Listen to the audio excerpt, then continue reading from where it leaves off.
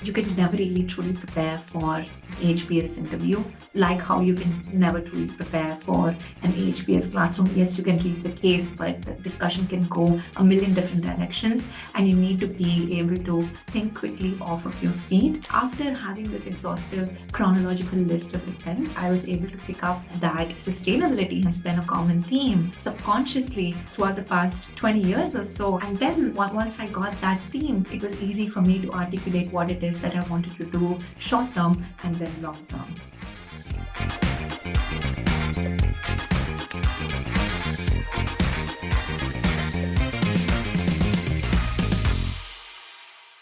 Welcome to another episode of Crack the MBA show. Our guest today is Keerthana Wuppulur, who is a first-year student at Harvard Business School. Keerthana completed dual bachelor's and master's degrees in mechanical engineering from IIT Madras. Joining ITC, she became a member of a startup-like founding team where she set up a first-of-its-kind greenfield US FDA approved plant to cater to nicotine derivatives in smoke-free product category. Thereafter, Keerthana joined Unilever, becoming the youngest and first female manager to head the world's biggest manufacturing unit of Pears soap bars. At HBS, Keerthana has been awarded over $115,000 as financial aid scholarship.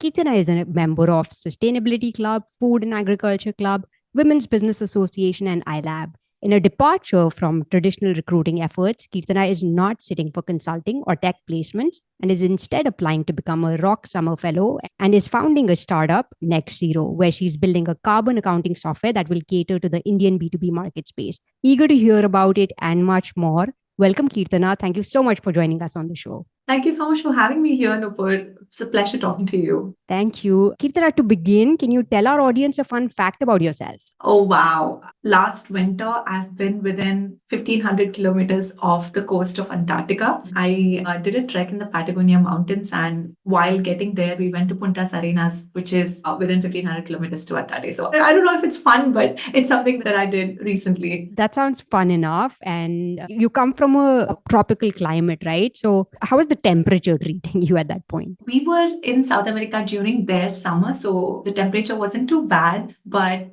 the elevation was really high. So while I was there, the temperature was somewhere between 10 to 15 degrees Celsius. So it was coldish, but not as bad as Boston, surely. Okay, fair. Boston had prepared you well by then. Absolutely, yes. All right, lovely. All right. So, Keerthana, before we get into admissions and all of those questions, I also want to dig a little bit into some of the influences you've had in your life. So, I'd love to hear a little bit about your childhood and the most important influences you've had while growing up. All right. I am an only child to my parents and also an only grandchild to my maternal grandparents. So my Amma and Tatagutti have been huge influences on me growing up. To give you a concrete example, really, they're both extremely religious yet practical people. So it is from them that I developed a strong sense of faith while also maintaining sort of scientific curiosity. And never during growing up were they mutually exclusive to my way of life. So, yeah. How does your faith help you in your scientific discoveries? My grandparents had a very practical way of interpreting faith or scripture. My grandfather in particular, he was a practicing Hindu, yet he was very pragmatic about scripture. When he passed away, he in fact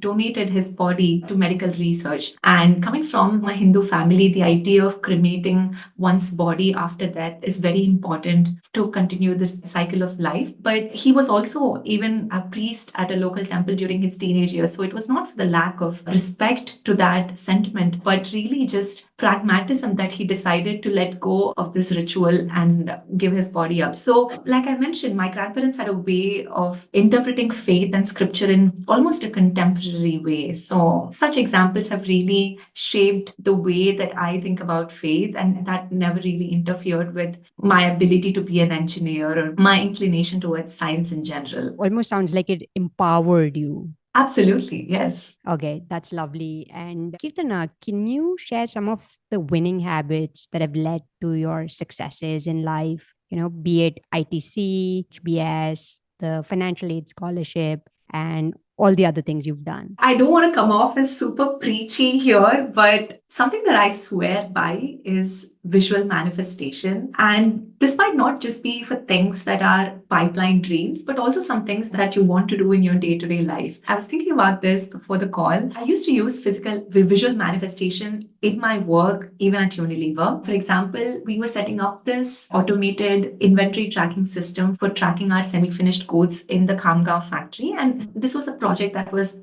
being done for the first time. So we didn't have a lot of precedence going into it. And I would spend a lot of time just imagining what it would be like on the shop floor when the system would be implemented, how the dashboard would look like, how the user interface would feel like. And that really helped me be action oriented, and it helped me be articulate to my technology service provider in terms of what we wanted. And it broke the problem down. It helped me think about every aspect of the problem. It helped me be action oriented. And that also, similarly, during my HBS MBA or my MBA application process, I really just spend a lot of time imagining what my essay would feel like or how I would be at B school. So it just helped me sustain my motivation and be action oriented. And the second thing that I want to say, again, without getting too preachy, is be yourself and be present. And it might sound like a blanket statement, but what I really mean is we are at the risk of optimizing for our next career move. And while it is important on the flip side to have a vision for what you want to be 2 years, 5 years, and 10 years from now, I don't think it should be at a cost of giving your best at your existing career and your existing role. So again, this comes with an asterisk. This works best for me. I have an 80-20 rule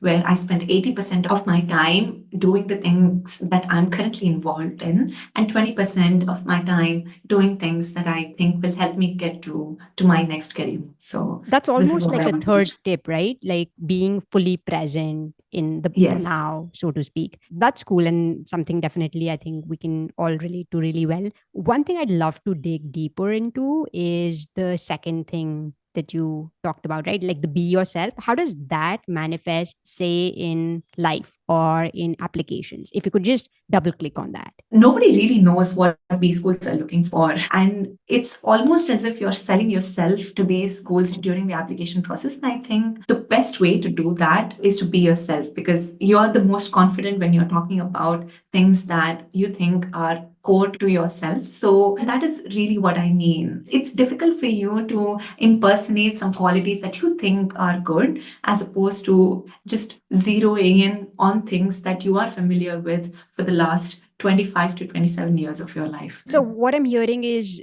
don't pander to the admissions committee about what you think they want to hear. Instead, be yourself, as in reveal aspects about yourself and be real, maybe even be vulnerable. Is that what you're trying to get at?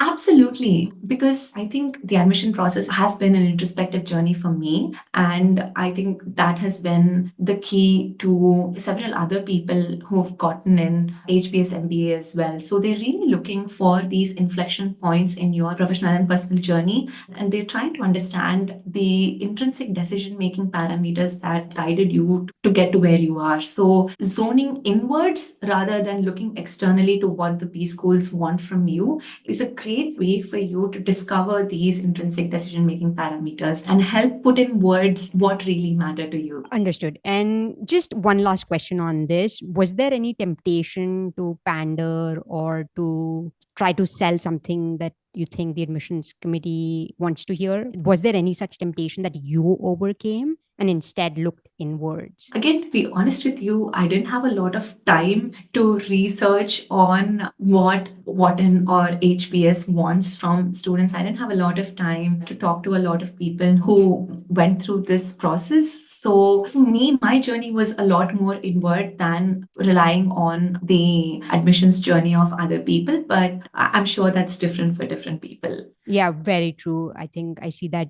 year in, year out, that a lot of times people are focusing outwardly. So I think this advice should resonate for sure. Amazing. And Keerthana, in college, you were involved in multiple social entrepreneurship ventures. Can you speak about what these were and how they've shaped you as a person? Yeah, absolutely. I made some of my best friends at IIT Madras while working on Sync and Bubbles. For context, Sync and Bubbles are these ventures that you're talking about. How we came about them, probably not a glamorous answer, but we were really just looking at some sustainable practices that we could popularize using the branding of IIT Madras and our technical festival Shastra at the time. So I thought, okay, why don't we use this platform, popularize these techniques, and through these media attention, maybe we can drive large scale adoption. So that really was the problem statement that we were trying to solve. And we started researching on some popular problems that we could solve, and we stumbled upon waste management and in particular plastics management. And then we started realizing that recycling plastic, although very novel, is very difficult to do.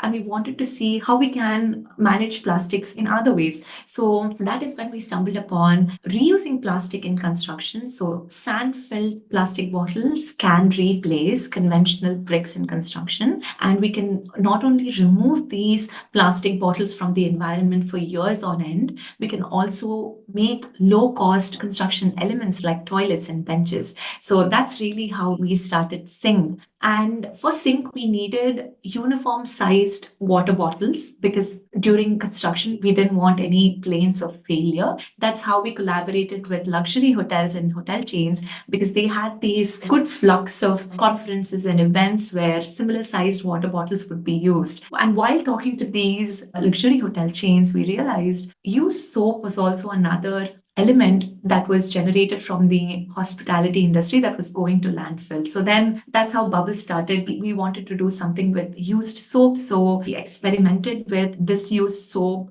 that was left over by guests and different combinations of glycerin and isopropyl alcohol. And we figured out a way to sanitize this soap and make liquid hand wash out of it. And then we distributed this hand wash to local government school kids. And then we also made a behavior science-based 21-day program that had a prayer song, that had stickers, and that had slogans. And it's just a way to help inculcate the habit of washing hands among these school children. Lovely. Those are some lovely initiatives. Super. So now I'll move on to the admissions questions. As an alum of Crack the MBA, can you share your experience of working with CTM? Absolutely. I would love to talk about it. I think CTM was, and you were the cornerstone to me not losing my shit during the entire application process. And specifically, I want to talk about 3 ways in which I think you were super helpful to me, Nupur. First and foremost, you were extremely methodical and you had a clear sense of expectations of the time that you could commit. So, and for context, I started the applications journey 3 to 4 weeks before the deadline. So I had a lot of room to panic about it and a lot of room to just get caught up in the pressure of actually getting my applications across the line. So because you were so methodical, I was able to use that to ground myself and orient all my decisions around that. So that was extremely helpful. Second one, I loved thorough feedback that you gave me during the interview process, be it for Wharton or Harvard or Stanford. I loved that you had feedback for me, not only for my content, but also for my body language. You even helped me with my pronunciation of a few words. So that to me was extremely, extremely helpful. So it helped me really reflect after each mock that I did with you, and it helped me get incrementally better with each mock. So I thought that was super helpful as well.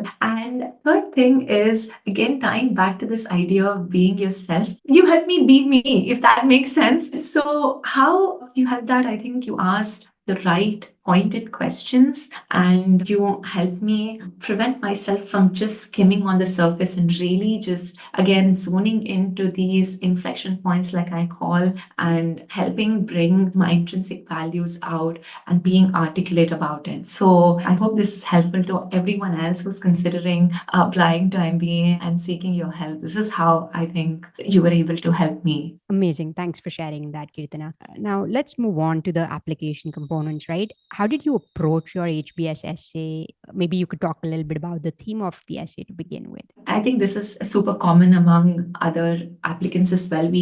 I brainstormed on a couple of ideas and a couple of stories and then selected one based on the merit of the idea. So I had one storyline where I talked about the women who shaped my life and another story about how sustainability had been at the forefront of my upbringing, of my schooling, and then in even my career. And we went with the latter because I had more examples to talk about how that theme shaped not only my upbringing, but also things that I did later on in my career. So that was the theme, basically. Yeah. Awesome. That's helpful. And you spoke about some examples, right? You had more examples for sustainability. So maybe could you give us an example or maybe even two of some of the stories you had? So I talked about my social entrepreneurship ventures in IIT Madras. That was clearly an example that fit right in. Also, the work that I did in ITC and Unilever had sustainability at their forefront. So I went in depth about how sustainability or sustainable manufacturing practices, how they figured in my day-to-day work at ITC and Unilever. And I also want to say that the essay is not an excuse to humble brag about your achievements in ITC or Unilever. I was able to use that as a way to sort of explain why this experience helped me form a certain opinion about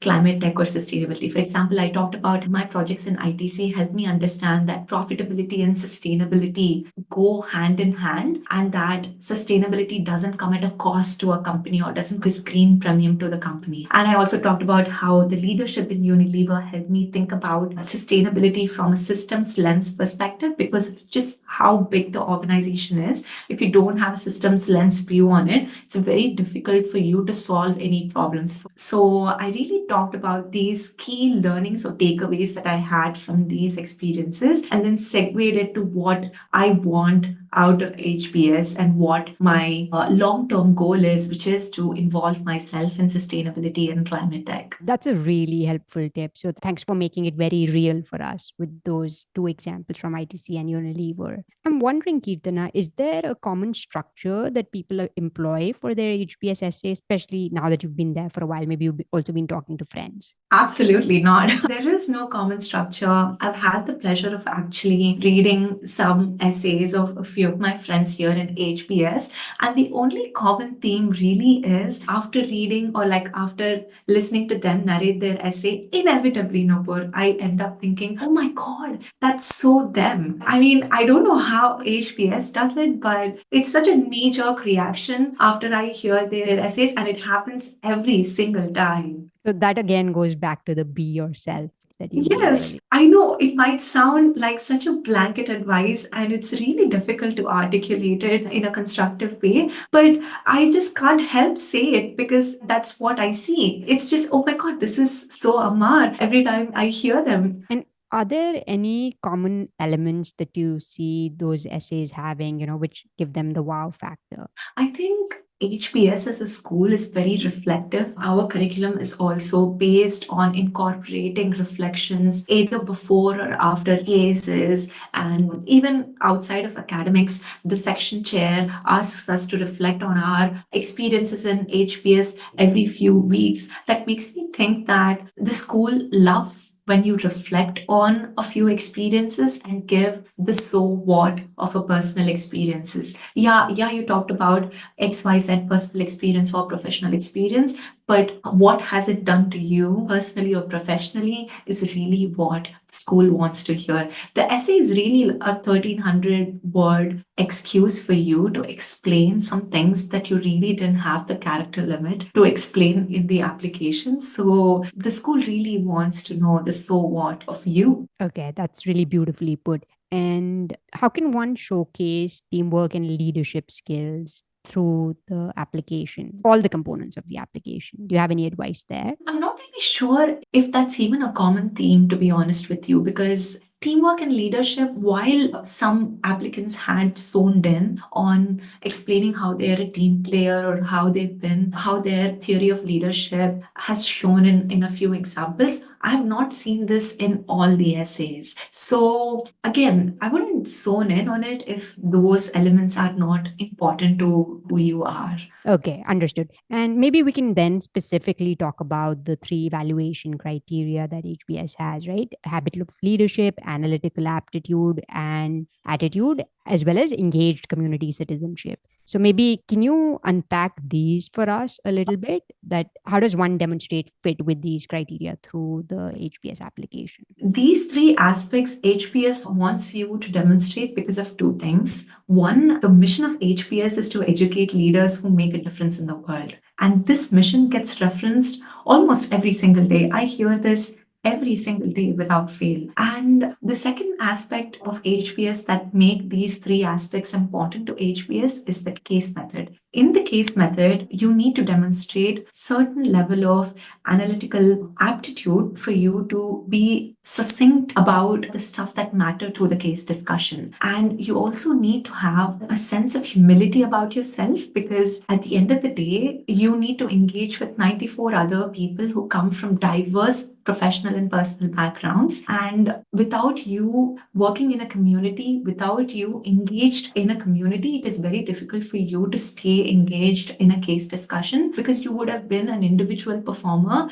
as opposed to a team player. Knowing why HBS wants you to demonstrate these three aspects is important, because these three aspects are not operating in a vacuum. It's also a way to test yourself whether you would fit in an HBS classroom as much as it is for you to think whether HBS Classroom would benefit you. Again, the application is long and they test for whether you have demonstrated leadership, whether you have analytical aptitude, whether you engage in community intrinsically. Again, the essays are a way for you to flush out one or more aspects of these values that HBS likes. Thanks for helping us better understand that, Keerthana. That's super helpful. And one other thing that I find students struggling with, or applicants rather, is identifying themes or key anecdotes that they can use in their essays. So do you have any advice there for like an approach or introspection process that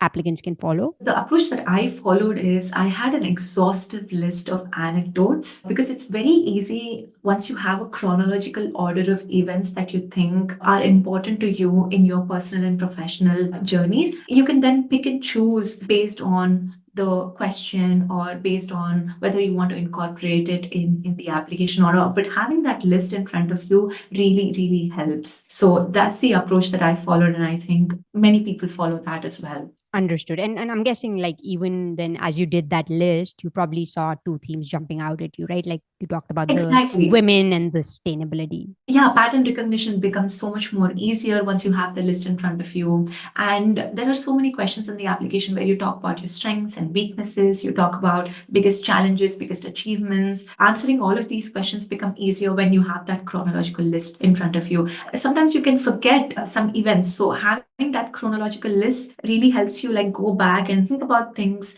and flush some things out that you might have frankly forgotten. Yeah, absolutely. That is so true. And another aspect that's really important through the application, Keerthana, is career goals. Could you share how you developed clarity on your goals and what advice you have for applicants? So I really struggled with goals, to be honest with you, because the goal that I ended up writing in the application was not obviously the goal that I started with. I'm really passionate about sports. So my first goal was to do sports management in the US. So HBS or any B school wants you to demonstrate a goal that you think is achievable and something that you have a plan to achieve. And while it is true that I'm passionate about sports, the unfortunate reality is that I don't have a background in sports management. So it would have been extremely difficult for me to pivot to sports management. So I really had to think and be reflective about what it is that I want to do and what it is that I want to achieve through an MBA. And that has actually helped me get to founding Next Zero, which I'm pursuing right now. So after having this exhaustive chronological list of events, I was able to pick up that sustainability has been a common theme subconsciously throughout the past 20 years or so. And then once I got that theme, it was easy for me to articulate what it is that I wanted to do short term and then long term. Very helpful. So what I'm hearing is realism matters as well. What you've done in the past 100%. matters. It's also easy to have these realistic goals before B school, because once you come here, there's so much noise around you and there's so much happening around you that it's easy to get pulled in multiple directions. So B schools want people who are intentional about their career and intentional about the path that they want to take after MBA. Because if you are not that sold on what it is that you want to do during and after MBA, it's easy to get pulled pulled in multiple directions and you really just lose your sense of direction and time flies by at an exponential rate. Right. That's very, very true. And Keerthana, one thing that's super important about the HBS admissions process is the interview itself. And it's an unusual interview as well, where the application is fully available to the reader and it's a short interview, a 30-minute interview. Can you share your HBS interview experience? I don't think anybody can actually be fully prepared for the interview. Thankfully, I had an interviewer that I had great rapport with. We struck up a good conversation and went back and forth about my career. My interview was fully about the stuff that I did in Unilever and ITC. And this is something that I actually shared with a few of my juniors from IIT Madras who are now applying to B schools. HBS tricks into thinking their interview is a resume-based interview, but to me, it's actually behavior-based interview. Through a lot of questions about the work that you do, they're really getting to the values that you think rank higher in your life. Some of the questions that I got in my interview were, what was the biggest piece of advice that your predecessor at Unilever gave you? What is the worst piece of advice that they've given you? Who is your mentor? Who is your hero in your professional and personal lives? And things like that. While the conversation started with, oh, what does your day-to-day work look like at Unilever? It really just got to these really personal stuff where they really want to understand you as a person and not the project or not the involvement, because the interview is a low band filter if you've actually worked on the projects that you said that you've worked on. But other than that, they really want to get to your core qualities and match that with what stands out from your application. Interesting. And are there any qualities or values that you think the admissions committee is looking for? I'm not sure, but I think they want to see if it matches with the application or not. I think I came across as somebody who is passionate about my work, is very competitive, and I think that reflected in my application as well. So it was a one story throughout. But I'm not sure if the admissions committee is really looking for a particular.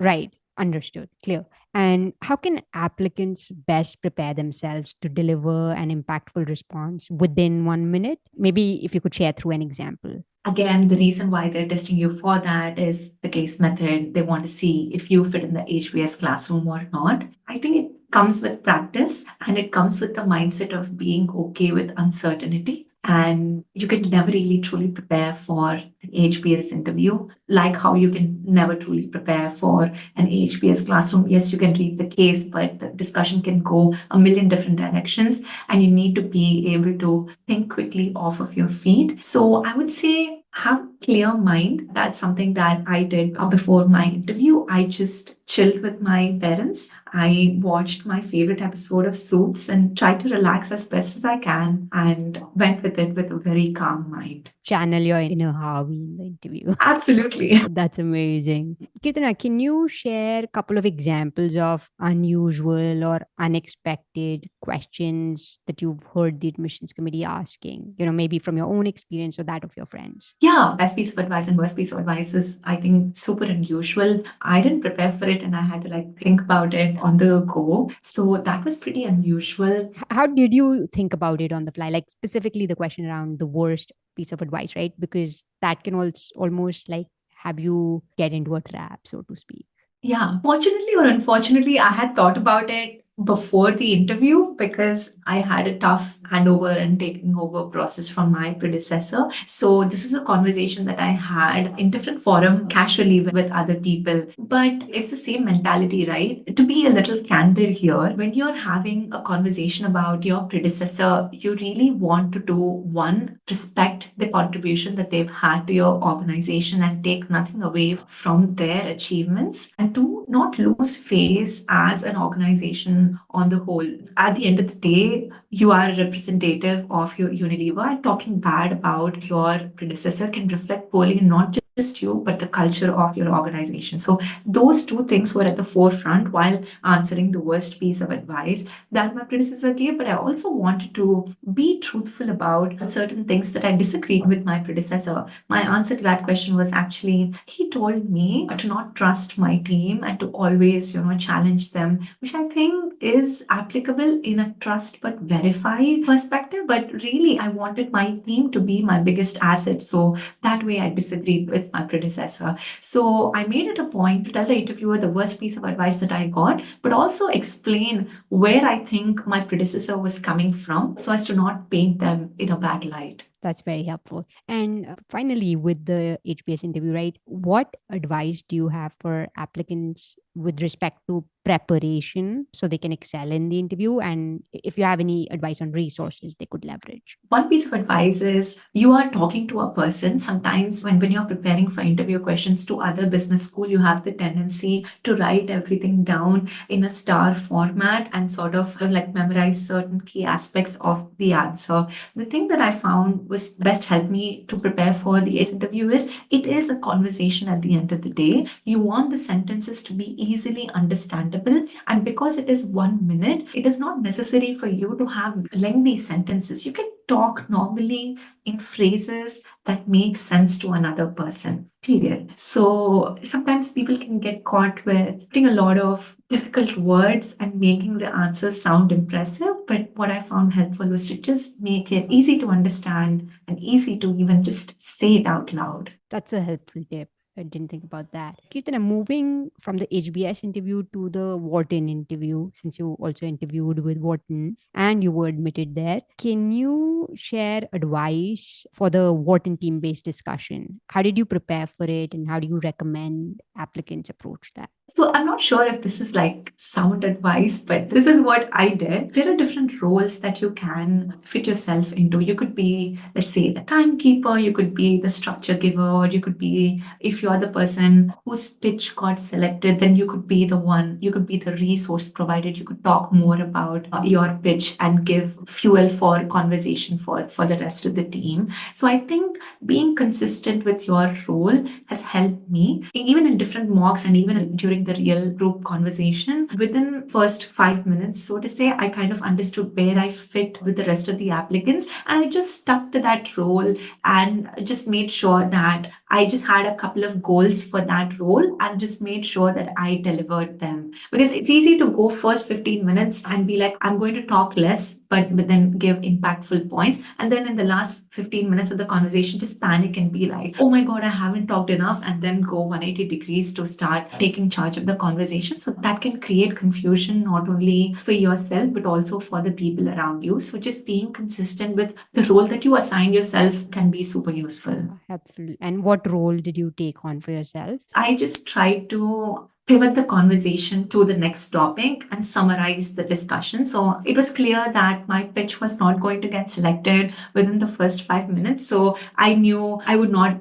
talk a lot. And I also knew that they had 2, 3 people that were really interested in talking. So I knew we would have differences of opinion and we might not be able to condense the discussion. So I was happy to condense the discussion and then move the discussion forward. And I just stuck to that role. Okay, that's a cool role. And, when there's a lot of people who are interested in talking, as you just mentioned, how does one find those opportunities to jump in? Is there any advice for that? I think you want healthy dissent, but you also want some sort of, like I said, conversion in the discussion. So I just made sure that every 5 minutes there was a conclusion. So I made it a point to like mildly interrupt the discussion every 5 minutes and sort of bring people together. So that's just some back of the head calculation that I had in my mind. Right. Were you not worried about just like annoying the group if you're jumping in every 5 minutes? Or was there like a nice, tactful approach you had for doing so, for like jumping in? I think the group realized that there were 2, 3 people that wanted to talk a lot. And there was almost a space for someone like me to exist. So I'm not sure if the group saw it as annoying. They saw it more as a necessity for us to move forward. Right. That's cool. That's super helpful. All right. With that, I want to move us to the HBS related questions. Very exciting that, you've been there already almost 1 year. Hard to believe. Me neither. All right. So, Keerthana, now that you've been there for almost a year, right? What for you is Harvard Business School's unique identity? Easy question. The mission of Harvard Business School to educate leaders who make a difference in the world, period. I think that's the identity of the school. It gives you the freedom to talk about things that you would feel shy about talking elsewhere. So I think that has been the main theme For example, what would be an example of that? I want to change the way climate exists in India. I can say that unabashedly here in HBS, and I'm almost expected to say it if you ask me. So I think the school has done an excellent job in really incorporating the mission in the curriculum, almost in every aspect of the way the school runs. I'm a big proponent of the HBS mission.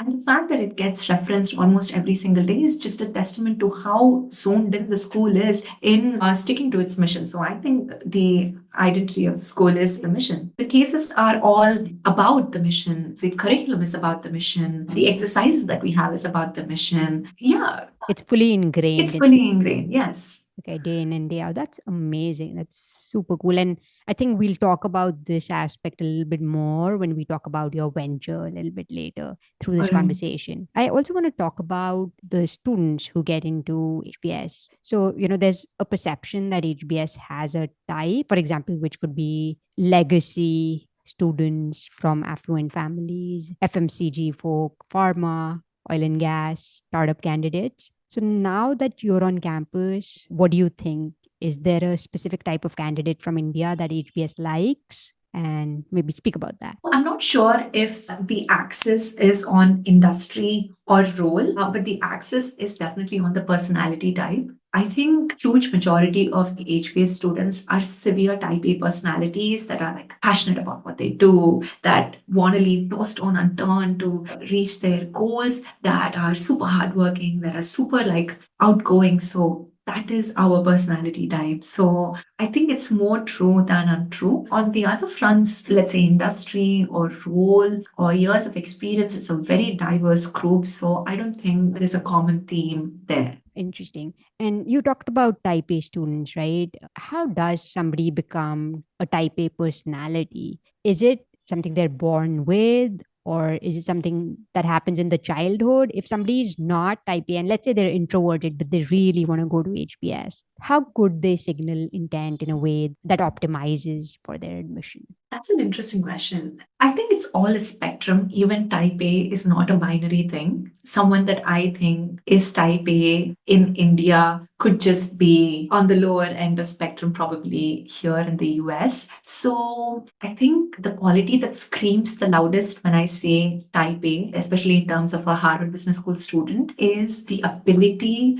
to go after your goals and get things done. Because anybody in HBS, I could pick them and I will be confident that if I work with them and if I assign them XYZ, I know that they can get things done. So I think that is the quality that screams the loudest when I say type A. It's not necessarily extrovertedness or outgoing nature or being loud. Understood. I'm also hearing it's about integrity in your word. Yes, very much so. Okay, that's interesting. And Keerthana, there's a perception that HBS attracts students from affluent families, and there's also been reports in the media about that. There can be cliques. There's also like a section X, I think I've read about. So now that you're part of the community, what's your say on the matter? Unfortunately, it is true. There is Section X, and they are extremely exclusive. They get invited to invite only exclusive parties. I don't know what to say about that. They are warm people individually, but they're just part of this very cliquey community. But I will say this as an official non-Section X member, I don't think it affects me all that much. Coming into HBS, I had a very clear understanding that I may not find my tribe or find a community. And I say that because you will find a lot of friends at HBS and you will find a lot of even lifelong friends at HBS, but it's very difficult for you to find a community that sticks simply because there are so many things to do here in school that it's very difficult for you to find 5 people that want to do everything that you want to do every single day. So if you want to get to an event, go to a workshop or just go to an event, you can just send a group chat to your section or you can just send a message on a group chat and you will find 5 to 6 people that want to go with you. But to find a community or to find this really close set of 5-6 people that you will hang out with every single day, that's just realistically not possible. And somehow I had this expectation coming in that may not be a reality. You will have a lot of friends in HBS, but you may or may not have a community. Okay, that's helpful. That's really helpful advice.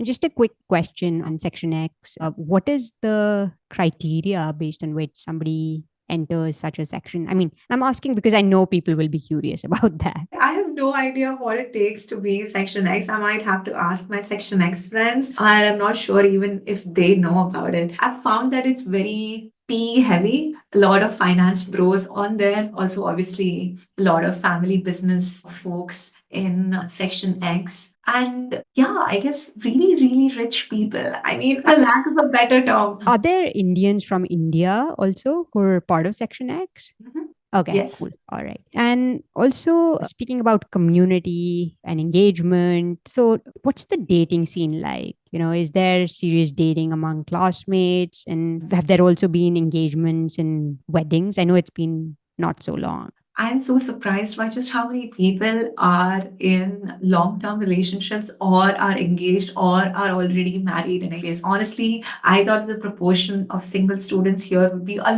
lot higher than it is currently. So that's a little disappointing. At least my class, I'm not sure about the ECs or the classes before me. Obviously, I don't know how it's going to be like for the classes after us, but the class of 2025 has been super rigid about dating within HBS. I've been told that we have a lot fewer intersection or interclass couples than there were last year. So I'm not sure what it is about class of 2025. Well, there's a new class that's going to be coming in pretty soon. Fingers crossed for that. All right. And can you briefly touch upon some flagship events through the year that attract maximum attendance and excitement? For example, like the Gatsby party. So, what are such events? Yeah, you have a lot of events and you have a lot of conferences too that attract participation. In fall, we have the Gatsby party, we have the 80s Pride party, and we have Holly Dazzle, the Christmas party that we have. In spring, we have the RC Gala, we have Ekta, which is the flagship spring event of SABA, which is the South Indian Business Association. So it's actually an intersection dance competition that's like Bollywood style. It is hugely popular. Lots of people take part in it. The energy is off the charts. I also took part in it literally a month ago, and it was super fun because people just underestimate the amount of energy of the events. They come in with not a lot of expectation, and you have 10 sections dancing to the grooviest beats. Clarman, which is our auditorium, is just screaming non-stop for the entire duration. I like the intersection format. What song did you dance to? We had a 5-minute performance. So it was a fusion. So we had Sadi Gully from Tanuet's Manu. We had What Jumka. We had Levitating and Uptown Funk. Whoa, what a cool selection. And are these performances posted online as well if somebody's interested in checking them out? I think there's an Instagram account where we had a few pictures, but I'm not sure if the performances are being posted. Okay. But I will tell the Saba leadership specifically to rectify that situation because I'm sure That would be very much appreciated. And how did your section do? I think there was a good turnout,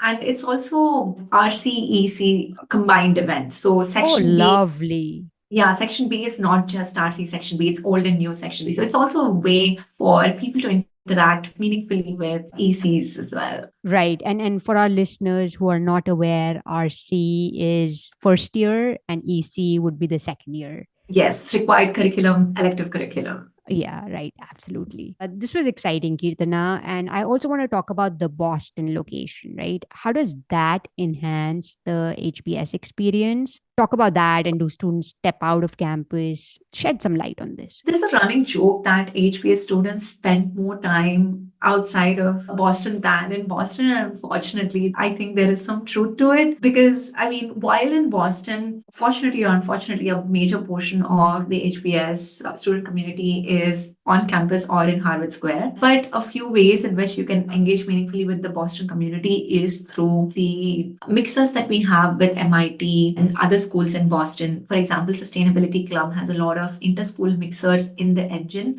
The engine is this collaborative space that has come out of MIT. So we have a lot of inter-school mixers there. So I'm forced to go out of HBS, go to Cambridge and interact with the folks there. And I'm sure other clubs also have these inter-school mixers that enable this interaction going forward. But I think there is a lot of room for improvement. And it is something that the Student Association and the leadership of the clubs going forward are focusing on, is how do we foster the interaction of HBS students not only with other schools outside of Harvard, but also within the Harvard University. How do we establish these channels of communication and make them more effective? Right. Are there any efforts ongoing to enable that Yes, intermediate? these casual mixers are a first step to get people outside the campus. And other than that, institutionally, we have the Salata Institute for Climate and Sustainability that spans across all the schools, and they have events where people from all schools can come and participate. And we also have the iLab, which is like the startup. It's a space where budding entrepreneurs from across Harvard University can come and collaborate and use the physical space for productive purposes. So that's also a way for you to meet people from other schools. At the iLab, there's people from schools at other Harvard schools as well. Correct. Okay, that's interesting. They have pitch and meet events where you can go pitch your startup and possibly meet co-founders or hire people to your startup. They also have mixers and social events where there's free food. So that's again another incentive for people to like come socialize and meet people outside of the HBS ecosystem. Right. Save some money from hitting that 250K debt. Absolutely. And you talked about people being outside of Boston more than they're in Boston. Why is that? I think it's peer pressure partly, but every time we have a long weekend, somebody's making a plan to go outside of Boston, and you just kind of get caught up in these travel plans. But it's also a great way for me to explore the US. It's only my second time here, so I haven't seen much. We went to Acadia, we went to Vermont, and a bunch of other places, Portland during the weekend. So I think HBS students are very flighty in that aspect. It does sound pretty exhausting. Like Portland, that's West Coast and a weekend trip. I was talking about Portland, New Hampshire. I'm not sure what the Portland on West Coast, but we did go to Denver, as far as Denver for a section ski trip a couple of months ago. So that was also nice. And there are also some treks to San Francisco to go visit a few offices there. These are also hosted by a few clubs. There was a trek that the real estate club did to Miami. So a lot of these are also club organized and they're also section organized. So Right. And these must happen during the weekdays, right? The treks to visit companies. So then are students missing classes to do that, or how does it work? not necessarily. Some treks happen during the weekdays where it's a career trek, but other times it happens during the weekend too. And yes, people miss classes, although I'm not quite sure if I'm allowed to say this on record, but I mean, it's a trade off that some people are willing to make. All right. Keerthana, can you talk about the food scene, right? What's on campus food like and what's your go to food? Oh my God, Boston is a terrible place because the food here is horrible. I'm so sorry. I've heard that before. So this is just reinforcement. Yeah, it's so true. It's so costly. And I wouldn't mind paying money for food that tastes great. But unfortunately, for mediocre food, paying like $25 for a meal is just It's a crime. it's a crime. It is a crime. On campus options, you do have a lot of options, but sometimes they can get monotonous. So thankfully, we have Harvard Square at a stone's throw away from campus. It's a 10-15 minute walk across the river, and you have so many options there. So if it gets monotonous on campus, you can go there. My go-to order on campus, so Spangler is where the food court is. So there's a Mexican taquera where you can get like a chipotle type burrito bowls. That's kind of like my go-to order. There's also a ramen counter that recently got shut. So that used to be my favorite meal during the winter. And I was mentioning to you, there's Madras Dosa Company in Harvard Square again, 10 minutes walk. Amazing dosas. So we go there often. They have great paneer sandwich as well. So they have a Bombay canteen sandwich and a paneer sandwich. So I love them as well. Sounds like that's your favorite go to eating spot.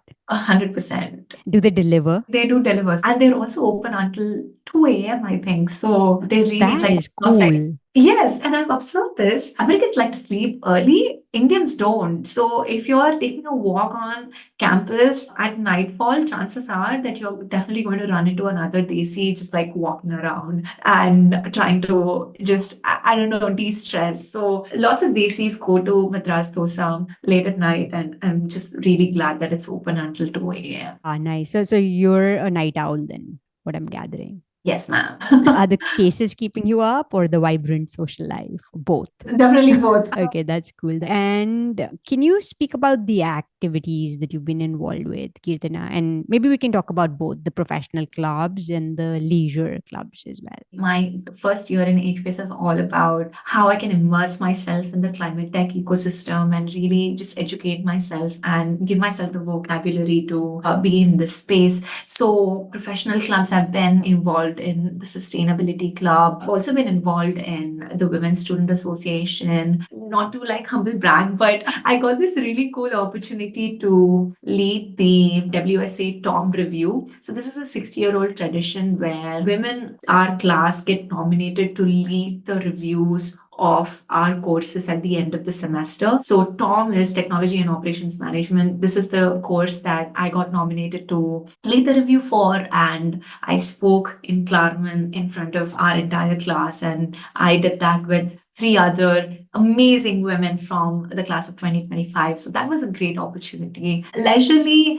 I've just been doing anything and everything. I think HBS has pushed me quite a bit to try things that I wouldn't have tried before, like trekking. I have skied for the first time in my life. I'm learning swimming. A section mate who worked for the US Navy. He's the coolest person on earth. Again, I'm a part of Formula One Club. I'm also a part of the Affinity SABA, South Asian Business Association. So we have a lot of fun in the events of that club. So just exploring lots of stuff that I frankly wouldn't have had the opportunity in India. Okay, lovely. That sounds like you have a full calendar. Yeah. All right. And Kirtana, do you have a favorite spot on campus? And if so, what is it?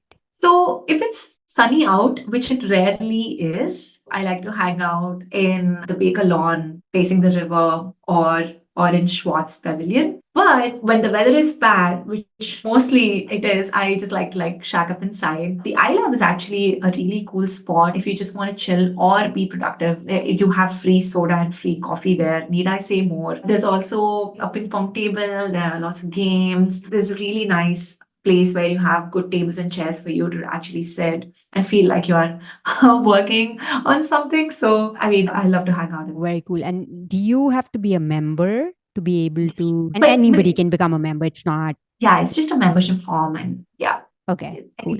anybody. Okay, cool. And Kirtana, what's the biggest challenge you've faced at HBS so far? I think this is something that you will hear from a lot of people, but I think it is for a reason that a lot of people say this. It's saying no to things at the risk of sounding pompous. All of us are interesting people with a lot of interests. So we want to do a lot of things. And chances are that we've come from places where we've done 20 things at once. So the inclination to come to HBS and do multiple things at once is very high. Also, because a lot of cool things are happening around you, it's very easy to say yes to them and burn yourself out. So being really intentional with your time and doing things because you want to do them and not because you can do them is very critical. And it's been very challenging for me to say no to things and be restrictive in terms of how I cater my time and how I allocate it. Understood. Switching gears to academics, Kirtana, tell us a bit about what the case method means to you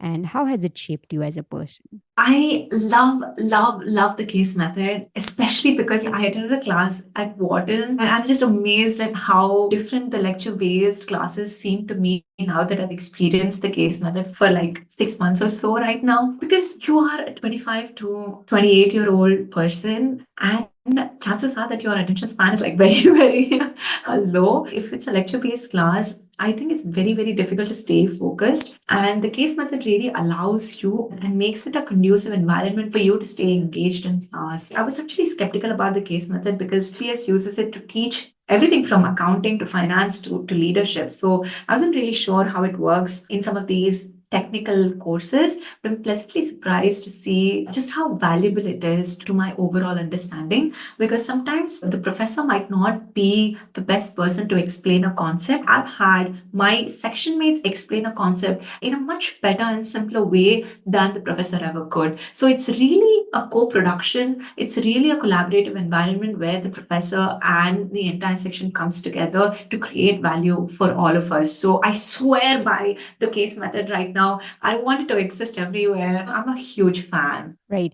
Can you maybe share favorite example from case method which you personally experienced? I see more like examples Like of a what story actually. of maybe, I don't know, maybe when you participated in it, or something that blew your mind, you a conversation or engagement that you witnessed through the case method. Okay, I'll try to answer this question to the best of my ability. Last semester, at the end of fall semester, during our leadership course, penultimate class was alumni profiles, where we read through the notes that get circulated at 5 year, 10 year, 20 year reunions. So HBS has a tradition of asking people to write a one pager about themselves, explaining to their section mates or to everyone else what they've been up to, and they can really just use that one page to talk about whatever it is that they want to talk about. And as an exercise, we were asked to imagine ourselves in our 10-year reunion and write about what that one pager would be like. And during the class, we had the opportunity for some people to narrate their one pager as well. And at the end of the class, not a single dry eye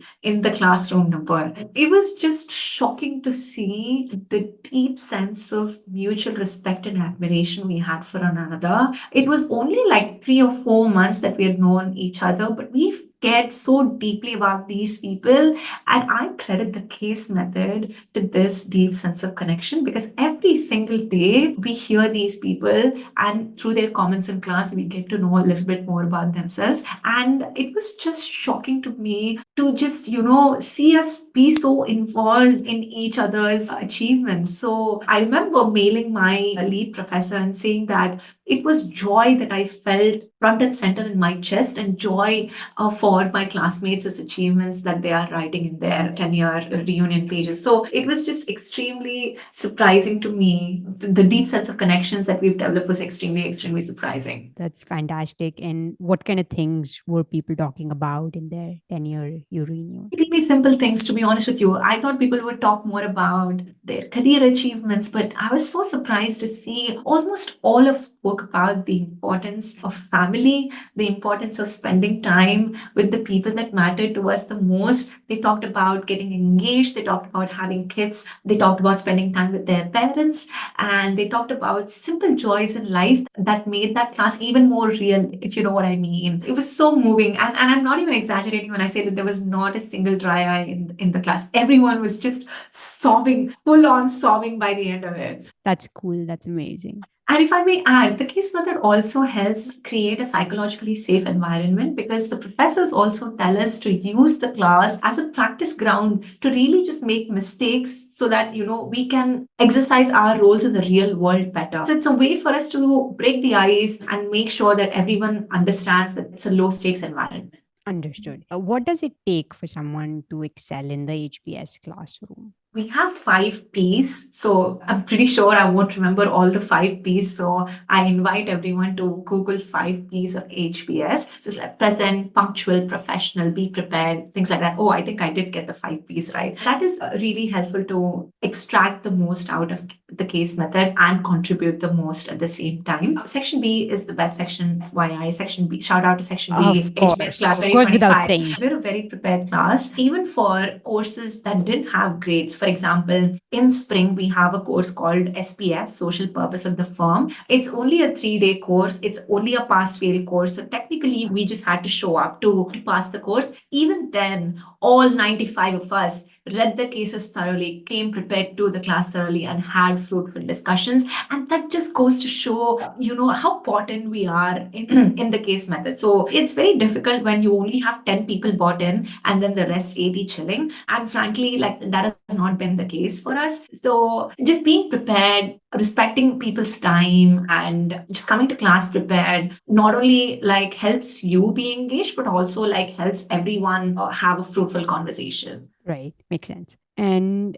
who are the star professors at HBS, and what are the most popular electives? That is a really, really difficult question to answer, because I'm not sure if they exist. Anita Elbase is like somebody that I really love. I hope to take her elective next year. But of the professors I've had so far, I like all of them. In my eyes, they are the star professors. Professors of Section B. Sunil Gupta from marketing, he is amazing. Ali Feldberg she taught us leadership. I really like her as well. So I'm not quite sure if there is a universal agreement to few professors being star professors. And what about the electives? Is there universal agreement to some popular electives? There are a few popular electives, yes, and people just vie to be amongst them. If I talk about my professional interests, Tough Tech Ventures is a big popular course for somebody that wants to pivot to climate tech and sustainability. So you have some of these really popular courses in every industry, so to say. Okay, got it. And what was the name that you mentioned? Tough Tech Ventures. Okay, understood. Any others that come to mind? The PVC course in fall that Joe Tango teaches, that's also pretty popular. These are some of the courses that just come at the top of my mind. Okay, fair. And when it comes to speakers, HBS obviously enjoys wealth of some of the most talented speakers in the world and business leaders, right? So what kind of speakers have you had a chance to hear from? We have a lot of protagonists coming to classes. So it's amazing when they are here. So the last of a class, 15 to 20 minutes of the class, we give the protagonists a chance to talk about the case or talk about the extension to what the case questions pertain to. And we also have a Q&A session. So I've enjoyed quite a few of these protagonists. Recently, there was an MBA class of 2019 protagonist. His name is Kel Jackson. He took the ETA route after B school. And that's entrepreneurship through acquisition, right? Yes. He was a mechanical engineer. He worked in manufacturing and supply chain before coming to HBS. And then he took the ETA route. And I resonated a lot with what he had to say. So I really liked having him. Cynthia Carroll is also a really popular protagonist. I think she comes every other year. She's also the protagonist of the case in the video that's popular on YouTube. So if you search HBS case method, there's a video that pops up that's about mining in South Africa. She's the protagonist of that case. She was there. The protagonist in the 110 case was also very, very charismatic. I don't know what the stats are, but my estimate is we have 2 or 3 protagonists coming in That's a week. a lot. Yeah. I think so. So I didn't think it would be that high. And it's always nice to have them in class. Right. Okay, that's super. And Keerthana, we discussed that we talk about your venture as well, right? So I want to move to that part of things as well. So generally, people say they will do something lofty post MBA and inadvertently they end up with management consulting as it feels like it's a once in a lifetime opportunity. You, however, did the opposite, where you said you'd pursue management consulting after your MBA, but you're instead working on your startup. So, how did this shift occur for you? I really bought into the HBS mission, and the fact that it was being referenced so much, it really gave me the audacity to dream big, and it just put things in perspective for me because the way that I see my career now is very different. While before coming to HBS, I only have 3 years of work experience. So I used to see that as a negative. I would feel, oh my God, I only have 3 years of work experience as opposed to other people having more years and more work experience than me. So they're coming here with a better understanding of their skill sets or with a better understanding of what they want to do in life. So that was my mindset before coming to HBS. And after coming to HBS, I've really seen that as a strength. And because I have only 3 years of work experience, I feel it almost liberates me to make more mistakes. I feel like I have less to lose and I have a lot less stakes on the line. So that is why I opened myself to entrepreneurship right after HBS instead of doing something like management consulting or even maybe working for a startup as opposed to founding a startup myself. Another aspect about that HBS taught me is failing fast, failing often, and failing better. Again, the reason I say that is the case method environment like allows you to be a little bit more experimentative. It allows you to make mistakes. It allows you to quote unquote fail. So I want to say that HBS is slowly changing my perspective on failure and almost helping me deal with my fear of failure. So once these two things, once there's motivation to go after my goals and there is no fear of failure. I think once those two things got sorted, it was more and more clear to me that climate tech entrepreneurship is the way forward for me, and we'll see how it goes. That's amazing. And what about your student loans? Even with $100,000 financial aid award, right? You will likely rack up $100,000 bill over your 2 years. So, were you not deterred from starting up because of student loans? And how do you plan to repay your student loan without a job? I want to answer this in two parts. One, I don't have student loans as of now. My parents have been extremely generous in supporting my education, and my savings have also helped me. When I kind of knew that I wanted to start up, or I'm looking to start up after HBS, my parents wanted me to start debt free. So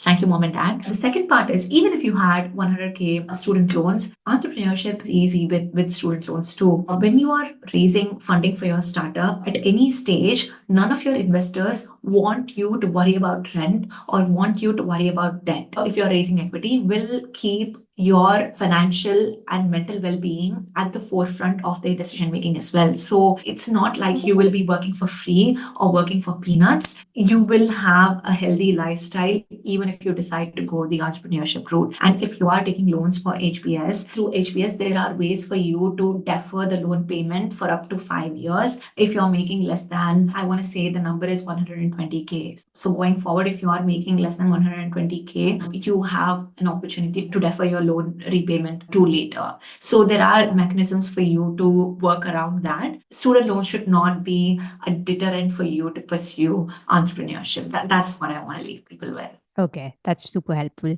And you are currently working towards becoming a Rock Summer Fellow, if I understand correctly. Yes. So what does it mean to be a Rock Summer Fellow? And can you talk a little bit about the application process and how competitive it is? I don't think it's competitive. Pretty much everyone who applies gets it. It's a way for HBS to encourage entrepreneurship either through founding or working for a startup. So if you are a founder, you are eligible up to $1,300 per week compensation. And it's a way for HBS to fund you while you work on your startup throughout the summer. And if you are working for a startup and if they are not able to pay you north of $1,300, then HBS can pay up to $650 per week, and the startup has to pay $650 to make up for $1,300 per week. So if the startup is paying you more than $650, then HBS will make up the remaining amount to $1,300. So it's a way for HBS to financially support you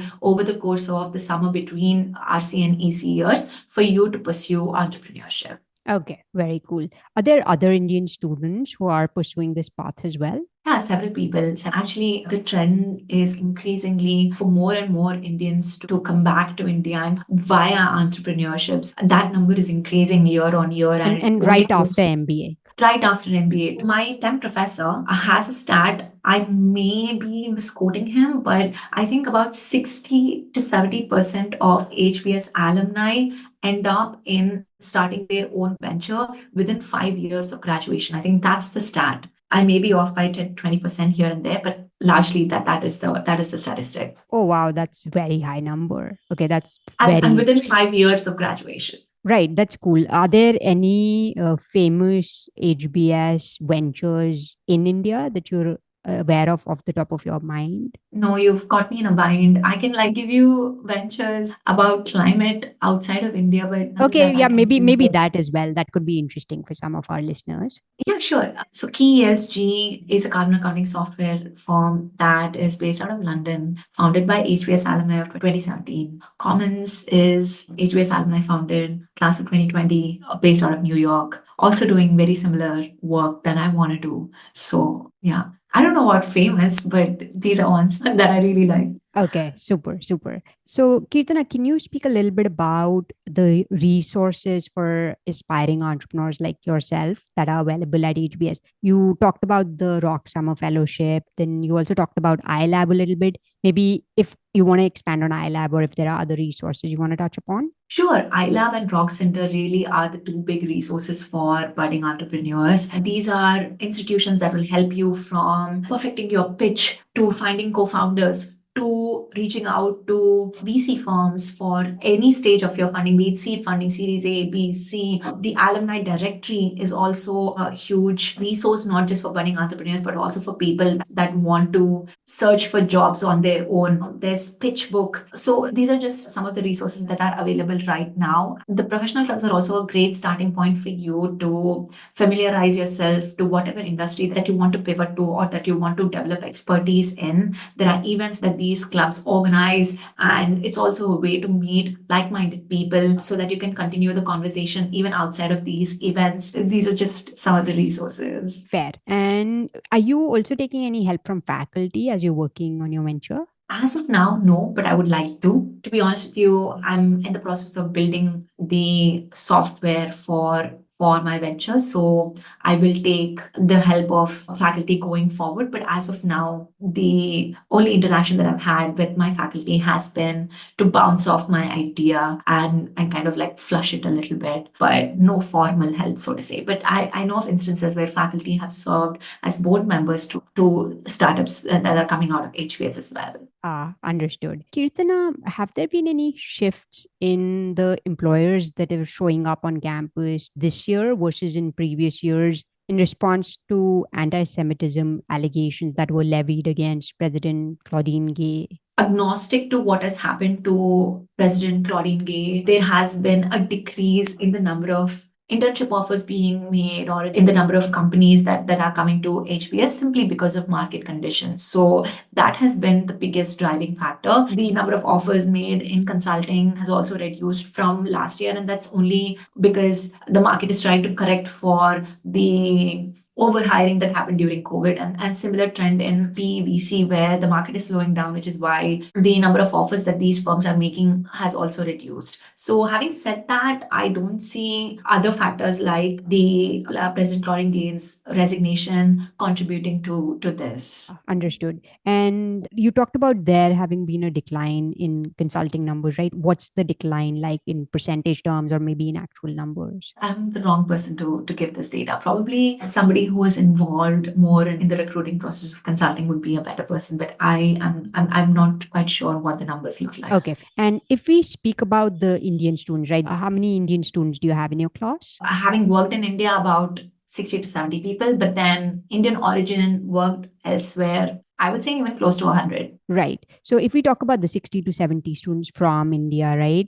So where are they headed for their internships? Like, what does the split look like largely? It's a very diverse spread. We have a few people doing the consulting route. We have a few people going into investment banking. We have a few people going to PVC hedge funds. And then we have a big entrepreneurship wing of people. And we also have people going to impact investing. Let me not forget that. We also have people that are ready for startups. And we have like the majority of people who still don't know what they're doing for the summer. That also exists. Got it. And now that you're about to complete a year, Keerthana, how do you sum up the year that's gone by? You know, how does it compare to your expectations, which I'm sure were very high? My temp professor, Joe Tango, says this often, and I couldn't agree with him more. He says the days at HBS are really long, but the years just fly by. So that really just sums up my experience so far. I have a million things going on every single day,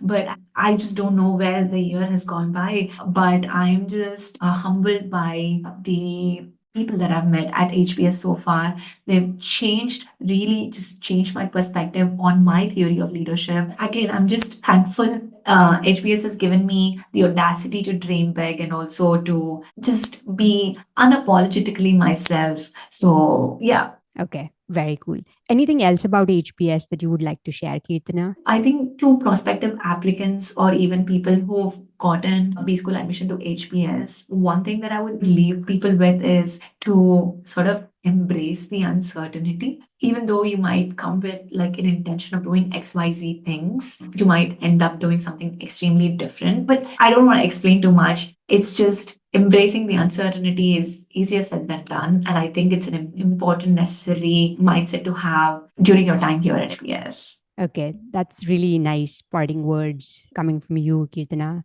And I really want to thank you for the conversation, which I've enjoyed very much. And I've myself learned a lot of new things through this conversation. So thank you so much for your time.